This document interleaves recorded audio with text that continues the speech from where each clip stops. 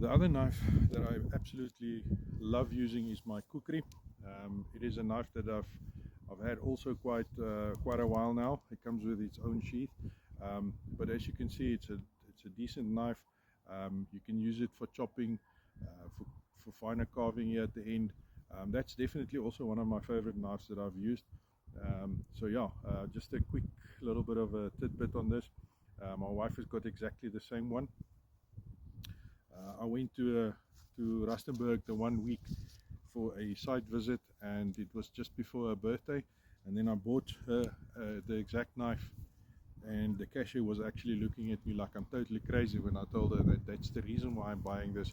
It is because it is a birthday, I think it was a birthday, could have been an anniversary gift as well, but sometimes I bought my wife exactly the same thing.